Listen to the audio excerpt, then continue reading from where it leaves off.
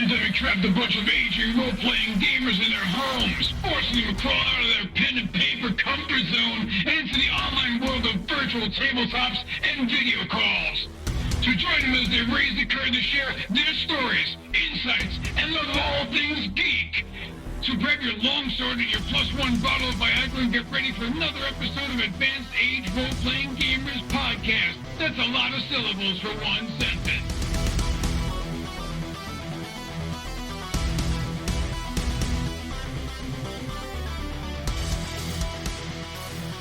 Hello and welcome to another episode of Meet the Cast with the Advanced Age Role Players Gaming Podcast thingy. Is that what we're or something? There's an acronym. If you follow along the acronym, it falls together. But here we are. We're here again. We're here with Chris. Hello. So usually we do like a double team for our guests, but tonight we're triple teaming high Chris. class. We're gonna call it running a train. That's I think. Look, guys, I only have so many. Never mind. No. Human scorpion. And with that wonderful thoughts. Good night, everybody. All right. So let's go ahead and get started and meet our cast member Chris. Hello. Go ahead and introduce yourself. Give us your name, your nicknames, your whatever you want to do. Why you're a Lego person. So I'm a Lego person because if the past 5 minutes of the conversation haven't shown everybody that I need some separation from my professional life, which is doing things for people. And things. And People stuff. who pay you. Yeah, people who pay me to do things and stuff that I will have. Well, they always say I'd have to kill you if I told you, but really, they'd have to arrest me, and I would not do well in prison. These lips in prison, gold, man. You do really well in prison. And the legs and ass too. I'm gonna tell you, it's Well, not here. She is can't do it. no, exactly those legs and ass. What is the word? Do we have a Lego fetish? Is that a thing? I don't know. I'm Let me sure there's Google somebody. that. Rule 34. Rule 34 Lego. Yeah. Yeah.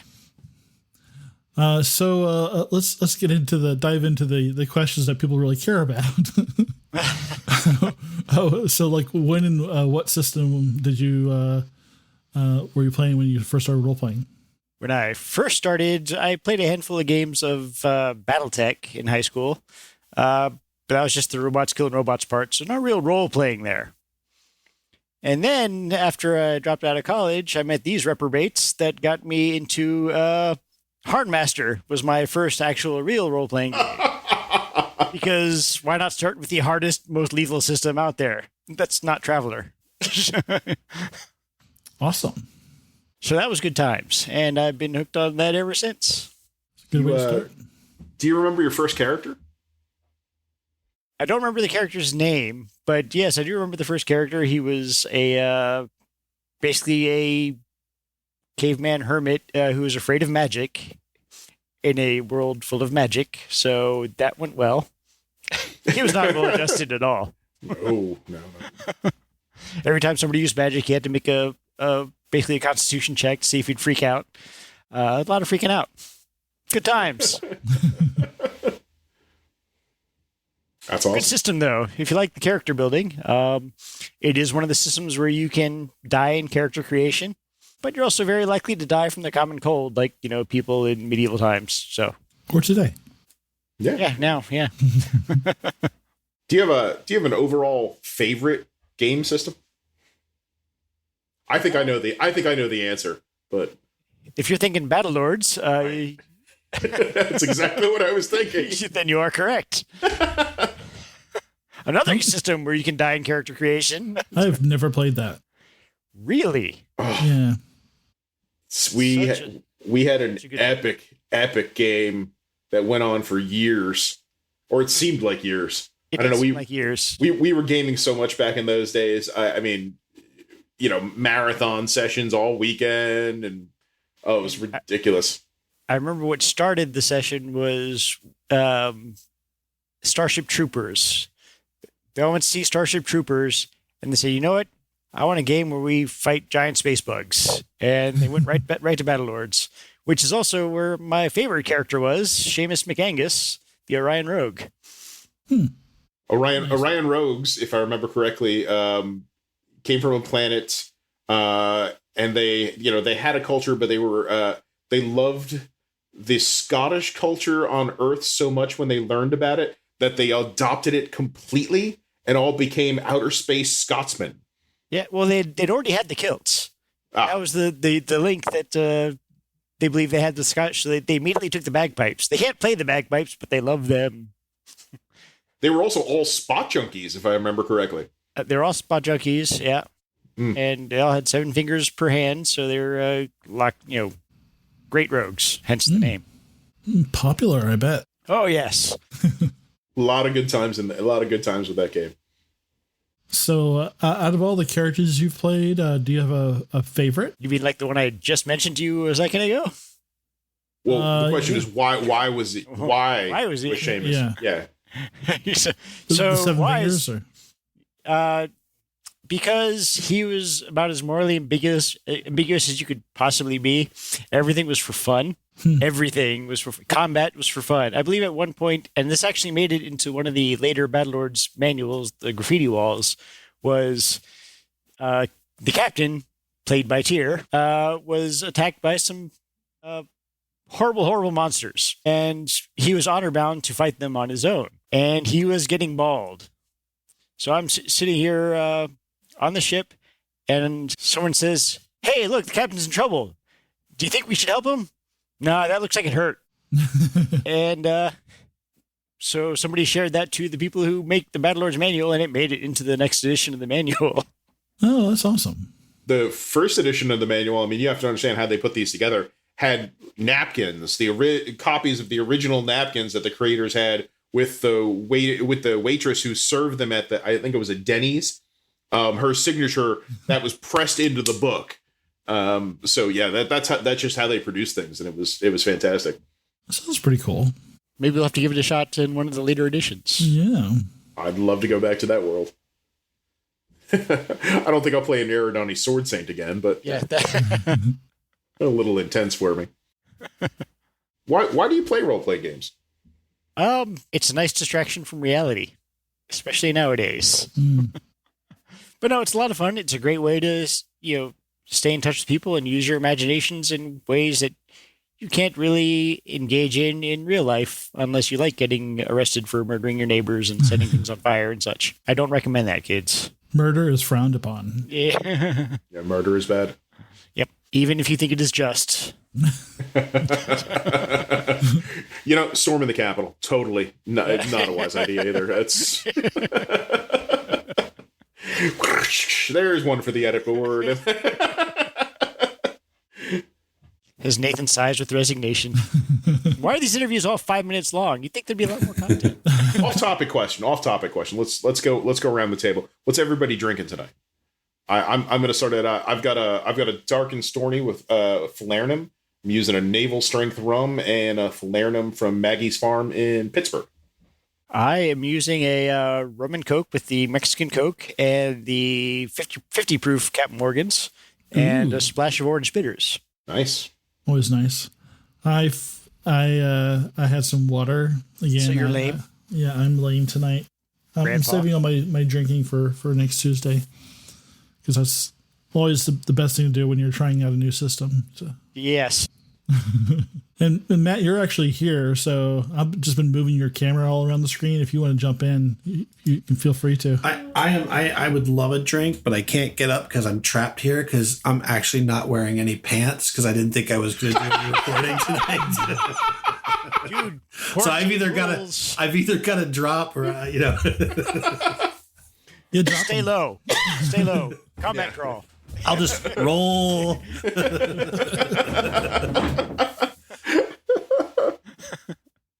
We've all had those days. I've had the last several months like that. So yeah. I'm not wearing any pants now. Actually, I'm in pajamas. Yeah, so. Mm-hmm.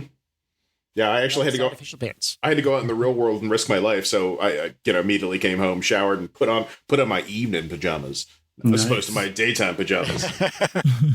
Gotta wash the hot dog water stains out of the old pajamas. Speaking of, If I was, I would be drinking my last Modelo Negro, which I think maybe I'm going to roll out of frame and go grab because it sounds delicious right now. You should do that. Go for it it. doesn't sound bad at all. Look at it. Pan.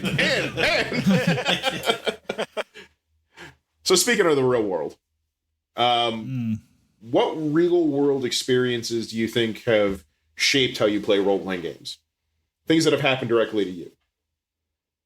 Huh. Or affected you. What's that?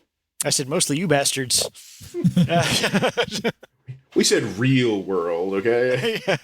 Well, how are we really talking? Because let's see.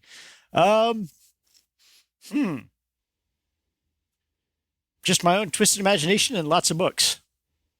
I mean, that's really... Yeah. Everything else came after the role-playing games. Yeah, I think that's one thing that really does is like once you start like thinking about your own characters, your own world, you kind of like you read books differently, you watch movies a little differently. And it's like watch a certain movie and like that would make a really fun role playing game, or that would be a really shitty role playing game. So it's like it does kind of like influence your media consumption a bit. I may or may not want a Stargate SG-1 role playing game. There probably is one, actually. There was one briefly, but I don't... Yeah, there was a card game, too, but yeah. It's entirely possible to do with a couple of the existing systems that are out there. Oh, sure. I'm sure, GURPS and... Gerbs. Here's GURBS. You clearly don't need to learn any languages because everybody speaks English. Yeah. It's just like Star Trek. Yeah, I do love that they did during the series, during the various series, like make fun of that, and the fact that like every world had the same trees in it. They're like, so they gave a nod to that in the scientific, the scientific explanation. So yes, all right. I mean, there we go. There you go. Cheers. That's perfect. good job. Frosty beverage. Ironically, I won't stand up and get this, but I went outside to my winter fridge to get these in my underwear. His neighbors were pissed. That's called the carport. Yeah, That's exactly what I do right now. I've got stuff out in the garage and keep it out there. So, Chris, why do you think that role-playing games are experiencing the surge in popularity that they are today? I mean, if they are, it's because people ain't got any other shit to do. It lets you, like mentioned earlier, it lets you escape into a whole different set of circumstances that you would not otherwise get to experience, and you get to be the masters of your fate in ways that you cannot in everyday life. That's fair. Yeah. I know that. Yeah, for a bunch of us, this is the most I've played in years because. With the online, I get to see you and Nathan and Matt and everybody more often than I ever did before the pandemic. So yeah, no shit. Speaking of the pandemic, go ahead. Oh, I'm sorry, man. I said it's just like it was hard just to get together like once a month, and now it's we've been so consistent. Yeah, considering how geographically dispersed we are. Yeah. Yeah. Much easier now. I'm in Transylvania, and you guys are. At one point, I was in Transylvania, so that's even a no shit thing. I worked there for months. Beautiful country. 2 types of cheese only. Weird. No, they only had the white cheese and the yellow cheese. Of course, I was in like the poorest part, like just the dirt poorest part of the country. But we'd go. What's that? I was saying the yellow cheese was just the white cheese, but older. The white cheese might have actually just been the yellow cheese because the white cheese was brined. Okay. So there was a brine dry cheese, which was just called the white cheese, and the yellow cheese was here. And when I asked them, do these have another name? And they just said, no, just yellow and white. And I went, okay, that's fair. But I mean, this is a restaurant, like, the nicest restaurant in the village that we were in. We'd go down at like 7 a.m. to eat breakfast. We're all working on our laptops. There's 3 or 4 of us who were staying throughout the project. And they'd be playing like hardcore club and techno music on the TVs in the back, but it was always the same 7 songs. So we'd be working, typing up our reports. I'm doing the environmental and the project management, whatever. And you just look up and be like, this is my jam. and just keep going back to just go back to work because it was the same 7 songs. And weird thing, that restaurant was run by 70-year-old Transylvanian ladies. It was. It was. Interesting. We called the one of the ladies who ran the entire kitchen. We just called her Mama because her daughter was the server who just served us the whole time, and she called her Mama. So we had no idea. She never came over and talked to us. We just called her Mama too. We're like, okay, whatever, whatever. Little did you know, he's actually now part of that Transylvanian family. Married to her at some point. Yeah. I believe everything was served with toast. Everything was served with a side order of toast. Breakfast, lunch, and dinner had a side order of toast. So you went to Transylvanian Denny's. Actually, it wasn't part of Transylvania. It was a bit south, but we'd go up there. We'd go up to Transylvania on the weekend. Gotcha. Anyway, let's get back to asking questions about you. Yeah, this is about Chris. How'd you just sidetrack us here? But anyway. Well, look, somebody's got to take the part of yeah. Somebody's got to take the part of Sean. Hi, I'm Sean, and I'm going to talk about me forever.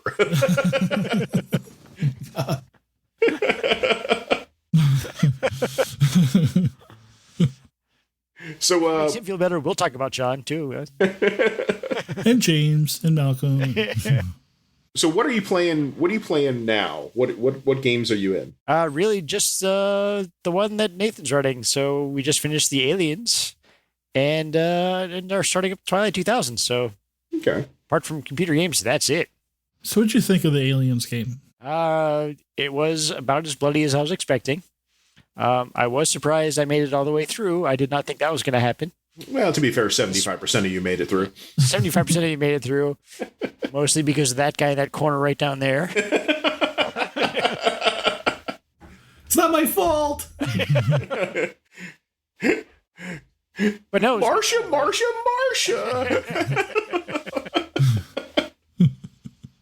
Oh man, that was a lot of fun. I had fun running that for you guys, and I probably took a little bit easy on you towards the end there, but it was you guys. I tortured you enough during the whole thing. I didn't have to like. well, there was 25% less for me to hit. So what you've done? Parkour. It's going to be interesting to see how. I mean, I've noticed looking at the rules, and I know that you is how the systems from Aliens are gonna carry over into Twilight 2000.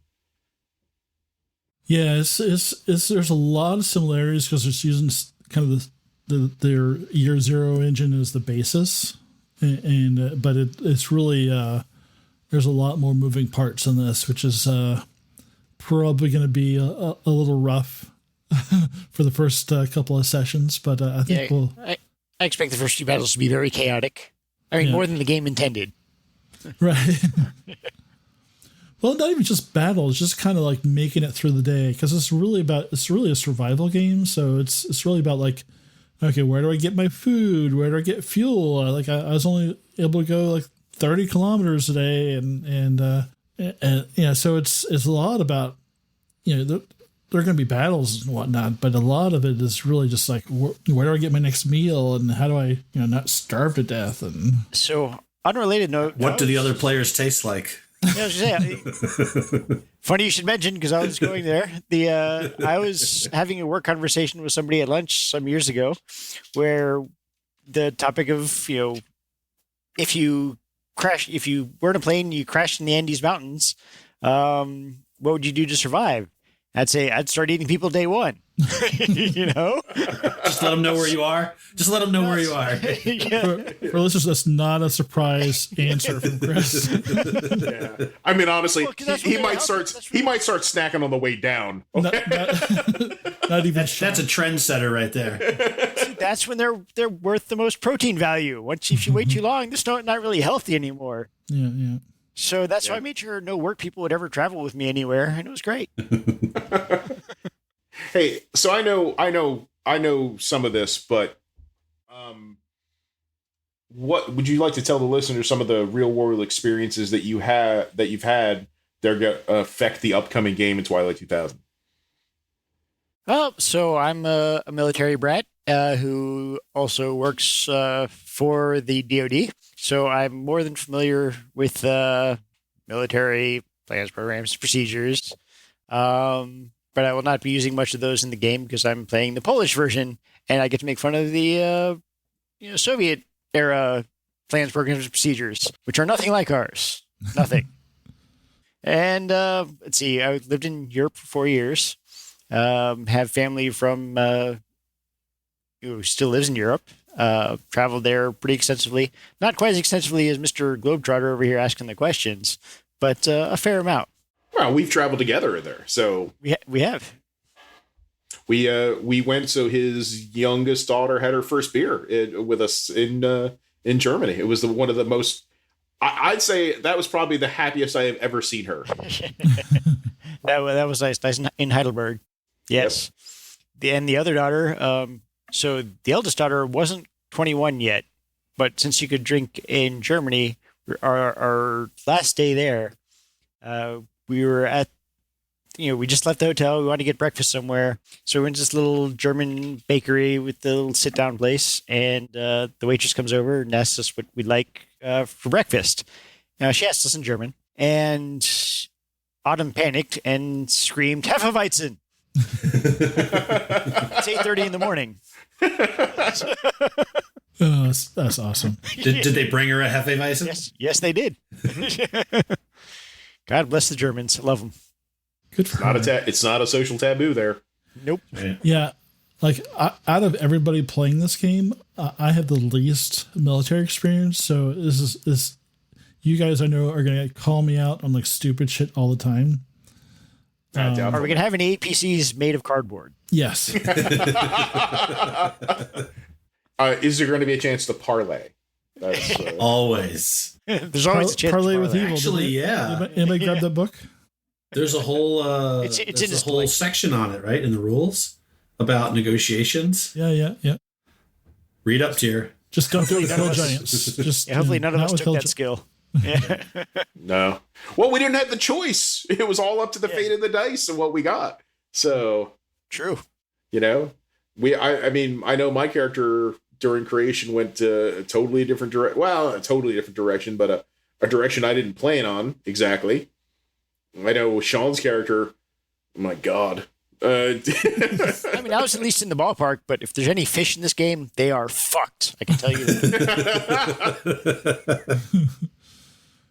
Fish fucker. But it was. I mean, it was good being there, and we're all creating our characters together, and we saw how they were kind of splitting apart. I thought, and then everybody chose a pattern that I think will fit well together. Yeah.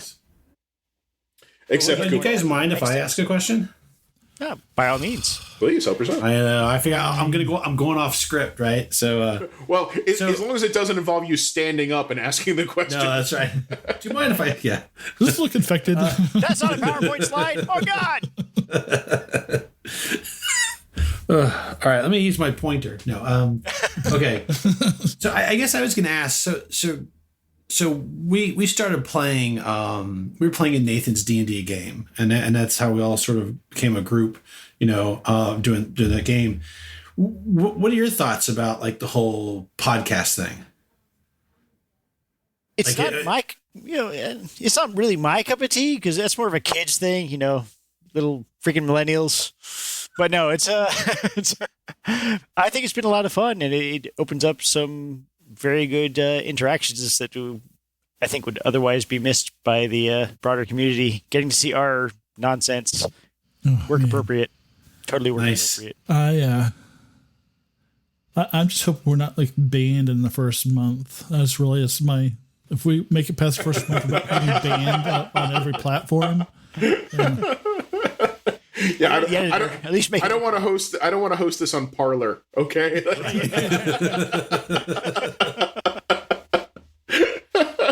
Oh boy. Will we have content warnings? That's what I Yes. wanna know. Yeah. Okay.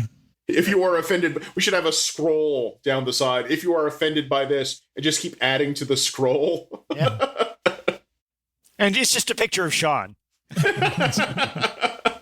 If you don't like Baltimore accents, Is there anything else you'd like the people out there listening to the podcast to know about you? I'd like to know. But I guess I could figure something worthwhile. So for those who don't know, I'd be what I'd call gender fluid. Tend to be along the lines of mostly female characters.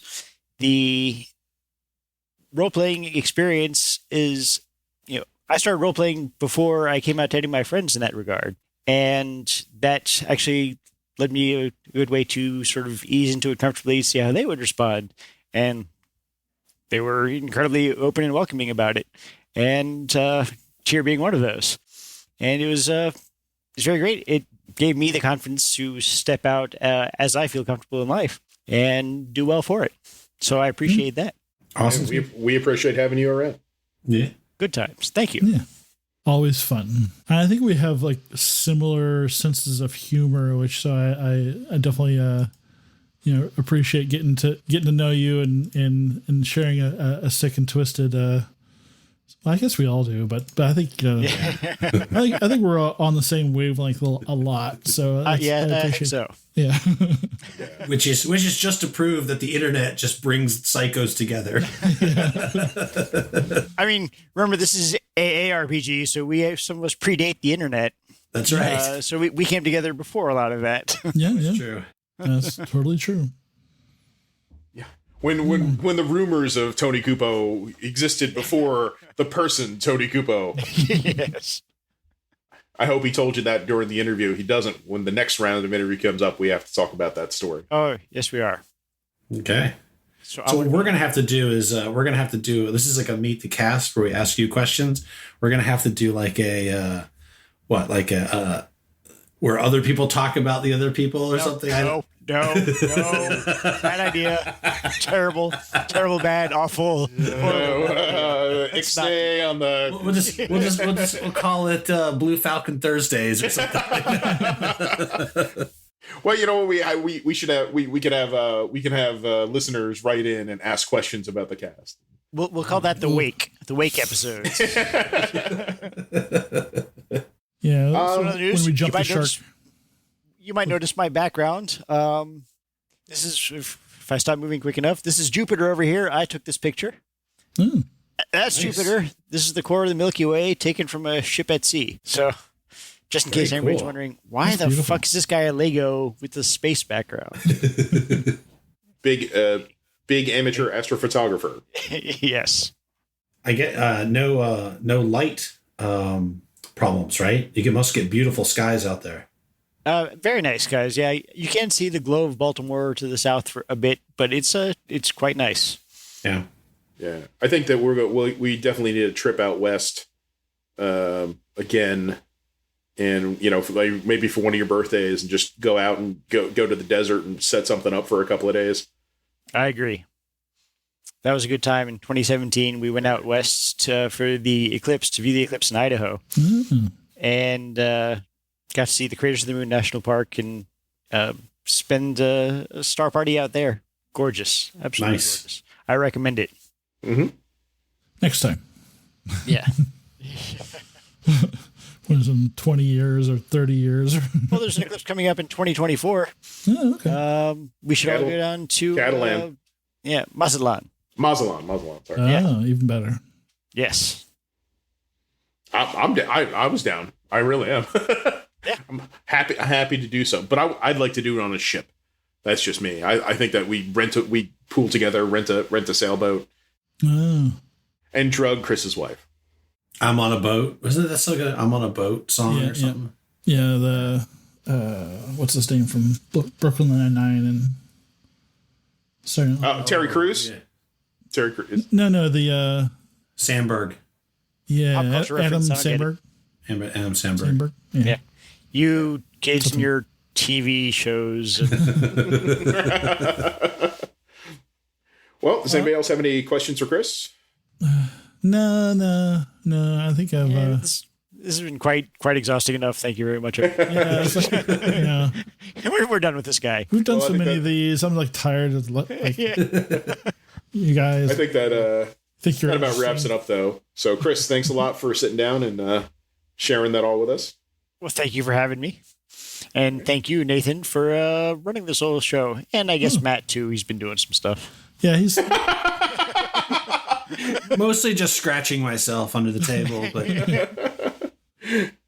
Well, thanks to the listeners for tuning in to another episode of the Advanced Age Role Playing Gamers Podcast. And next time, stay safe, stay healthy, and we'll talk to you later. Thanks. Bye, night, everybody. Good night.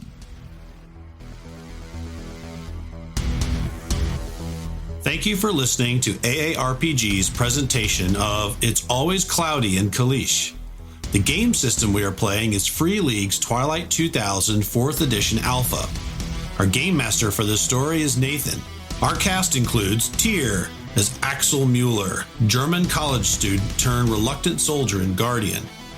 Cupo as Blanco Fantasma, an Italian assassin who thinks that if he can protect his nephew, Axel, then maybe there's some light left in the world. Chris as Minka, the Polish farm girl who wants to escape the madness of war and establish a new community. Matt as Pawlaw Wojciechowski, a Polish wannabe criminal and childhood friend of Minka who sees the war as an opportunity to become a big boss himself. And Sean as Gunnery Sergeant Mason, an American career soldier from the hills of Appalachia. Gunnery Sergeant Mason has fought in one war after another since Vietnam, and all he wants to do is go home, if there is a home, but not lose himself in the process. Our story was played on Roll20 Virtual Tabletop. Special thanks to Nock Phoenix, who made the character sheets for Twilight 2000 in Roll20. Our shows are recorded using OBS, OBS Ninja, and Audacity. Our sound editing is done with Reaper. Original artwork for the AARPG logo was created by Sarah McMullen. You can see her other work at sarahmcmullenart.com. Music for the podcast was provided by Dark Fantasy Studios. Sound effects were licensed through Audio Jungle. Join us each week for more stories, interviews, and other random insights into the world of gaming. You can follow us on Facebook, YouTube, Twitter, and at our website, theaarpgs.com, where you can check out additional information about our stories and our cast. If you would like to help the show out, please like us, follow us, subscribe, or retweet our shows to your friends so that we can share our stories with as many people as possible. If you would like to support the show more directly, you can pick up some AARPG podcast merchandise in our website store. Money from the merchandise sales go right back into the podcast to help us pay for services, software, and material to create even more stories. The AARPG podcast is not affiliated or endorsed by Free League Publishing or any of the other vendors we've mentioned in the credits. So until next time, stay safe, be kind to one another, and play games.